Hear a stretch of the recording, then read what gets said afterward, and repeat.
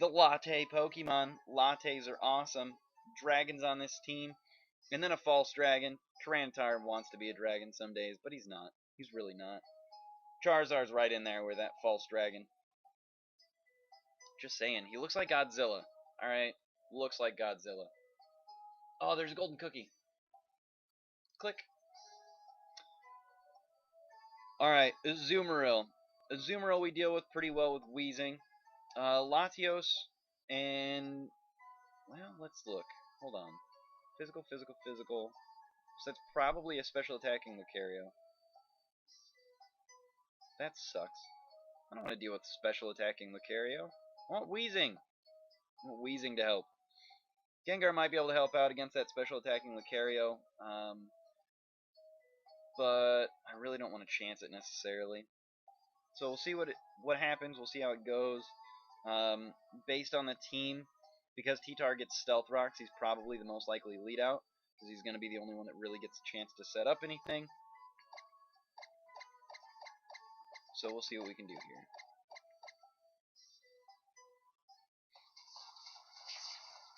Alright, hello everybody, this is DKG's Avos. Welcome to TryHard Tuesday, where we're going to try hard. That's all I got. That's my best tagline. I hope you liked it. Ha! I don't know. I don't have a tagline for TryHard Tuesdays. Or much of anything else. It looks like Haxorus is going to come out. We're alright with our lead out.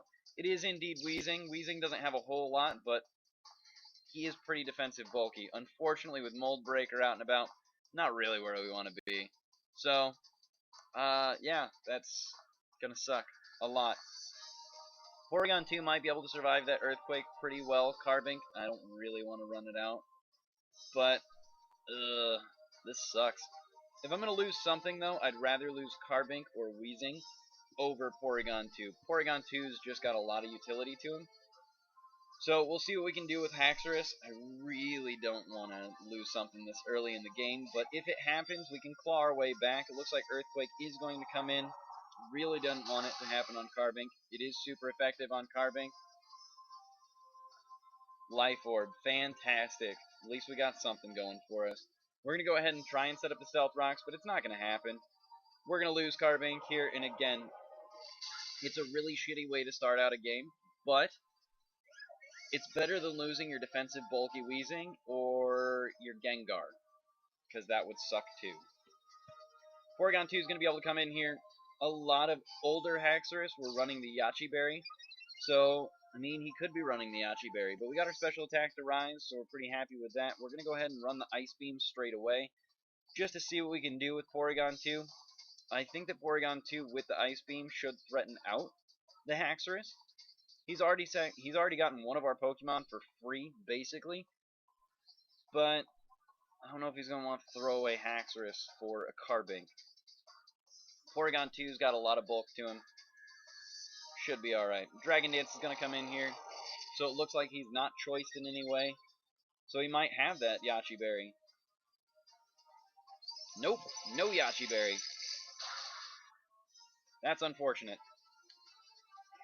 That's really unfortunate. A lot of times I'm not running Ice Beam on Porygon 2. A lot of times I'm running Tri-Attack.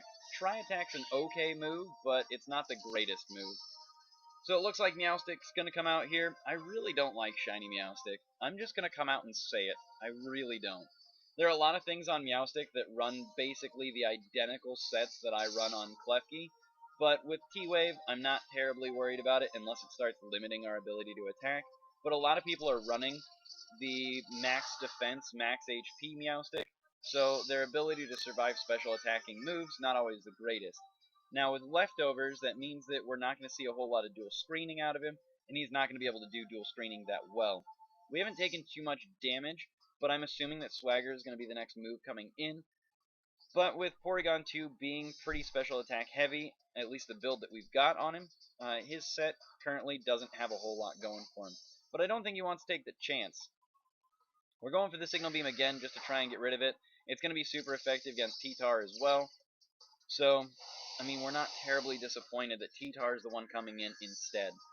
Signal Beam has pretty good coverage against both Rock or both Dark and Psychic, and this is a Rock Dark Pokemon. So we're going to be alright there. At this point, with T-Tar out and about, we can switch into a lot of different things, Scissor included, but I really don't want to switch into a non-Mega Scissor straight away. Let's see what Porygon 2 can take. We're not seeing any sort of, well, leftovers yet, so we'll see what we can do. Stealth Rocks on T-Tar. I do believe that I called that one, said that was probably the most predictable lead out.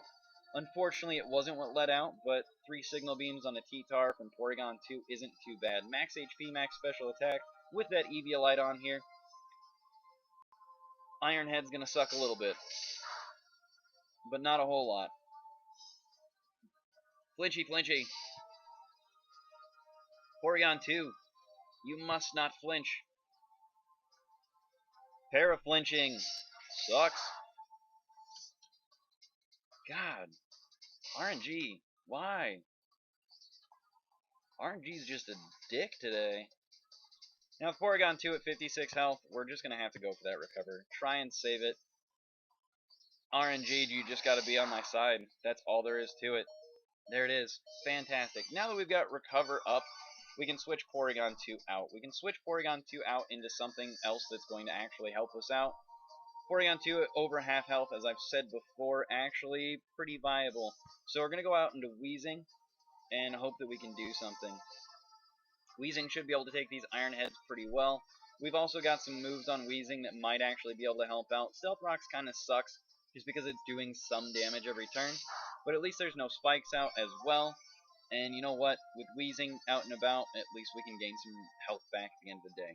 So we're going to go for the Sludge Bomb because we're not really going to do a whole lot. But I'm going for the Sludge Bomb here to try and get that poison in. 30% chance of getting that status move in. So maybe. It's a chance. See how it goes. The answer is no. He's just going to sacrifice Pokemon straight away. We're okay with it.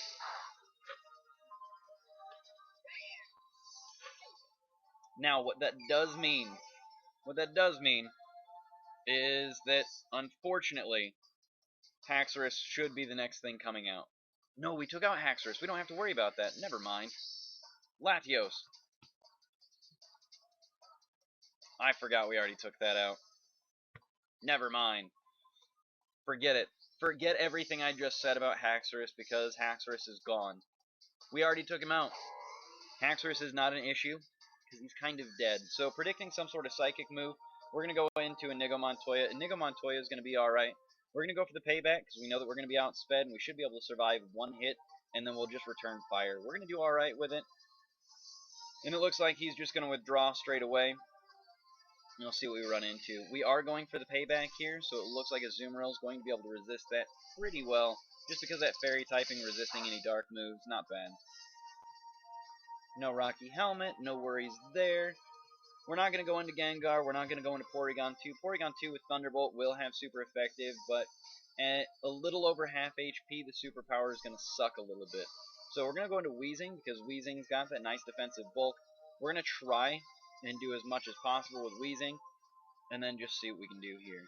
We've got Sludge Bomb, so we can do some decent amount of damage here. We've also got Thunderbolt, so we might be able to do something.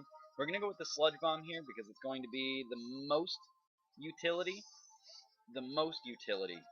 Because if he goes back into Latios, well, then Latios is going to resist that electricity, resist that fire.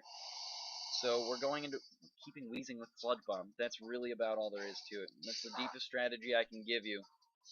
Unfortunately, it's not very effective against T-Tar, but with T-Tar, I mean, we know that we can do a little bit of damage here. Flamethrower is not going to help us out, but we do have Thunderbolt, so we're not terribly worried about it. Even with some sort of Rock Slide or, I mean, Stealth, all the rock moves, we know that we're going to be able to do alright.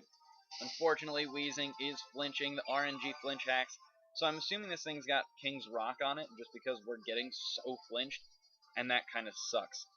I really don't want to have Scissor out and about against that kind of thing, but you know what, with the impish nature, Rock Slide doing neutral damage might be our best bet. We're gonna survive through most of this.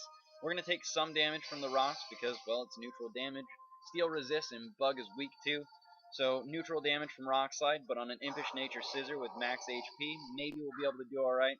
It sucks switching in without the Mega in there, but it is what it is. With Bullet Punch, we should be able to do some damage to this T-Tar. If Azumarill decided it wanted to switch in, well, that sucks for Azumarill because you're kind of screwed there, buddy. We're going to go for the Bullet Punch because it's super effective, and that's about it. That's all we got.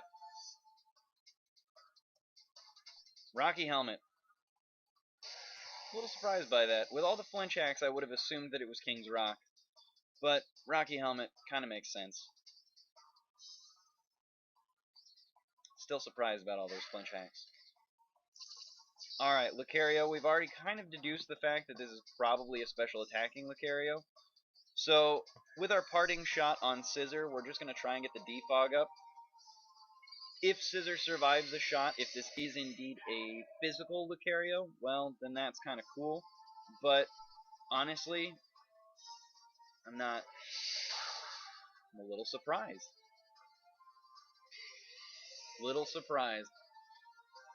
I was definitely expecting a special attacking Lucario, just based on the composition of the rest of the team.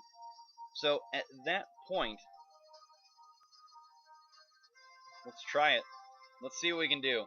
Inigo Montoya, straight out the gate, has a super effective move against him, just because he's got Superpower and Psychic, some sort of Psychic move. He's got Psycho Cut and actually Pluck, so most of this is seemingly anti-Lucario. But at this point, seeing Blaze Kick, it's either a mixed attacker or, no, it's just going to be a straight attacker. Nuts! Straight attacking Lucario on that team. I'm a little surprised. Neutral damage on Inigo Montoya takes him out. We've got the Assault Vest on there, so he would have been alright doing something. Alright, now. He might have the priority Bullet Punch in there. Let's do it. Let's go with Gengar. Why not? I know this is TryHard Tuesday, but whatever.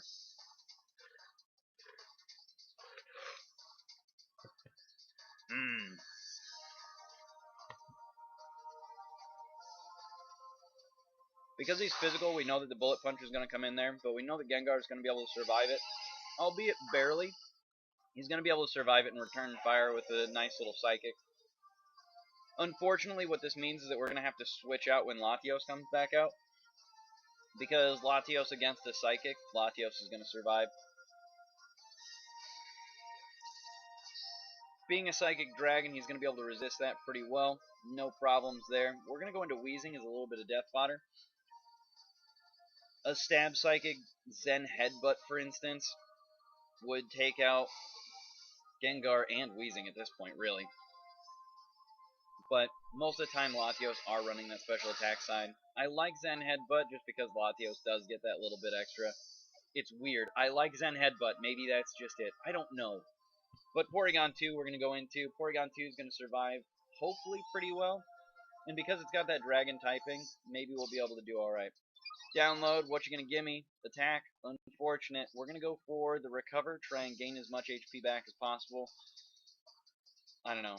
I can't tell you why I like Zen Headbutt so much, but I do. It looks like we're going to get a free Recover up, so that's pretty beneficial to us. We're not locked in anything because we don't have anything choiced on this one, but we're going to get a free Recover, and the Superpower, well, it's just going to suck. That's all there is to it. We're going to go for the Thunderbolt, and assuming that this thing is not Assault Vested like mine is, well, then we're going to be able to take it out. Unfortunately, if we don't take it out in basically the one shot, we're kind of screwed, because at this point, Aqua Jet's going to be able to take out Gengar, and if he gets a crit on Superpower, then we're probably screwed too. Awesome. Thunderbolt! I really do think that the Assault Vest on Azumarill is the best way to go, and that's the exact reason why. That's it. That's the only reason. Unfortunately, Paralyzed, we're never going to outspeed this thing. Superpower is going to be able to take us out, and then the Aqua Jet's going to clear out Gengar. It sucks. We could have gone for the Recover, gotten greedy with Porygon, but Fast Game's a fun game. Gengar's not going to survive this Aqua Jet. If he does, though, at 15 HP, If he were to, then Shadow Ball would be able to hopefully get him down a little bit, but Aqua Jet's clearing this out. I don't think we would have been able to clear out Latios with one hit, though, so that's GG.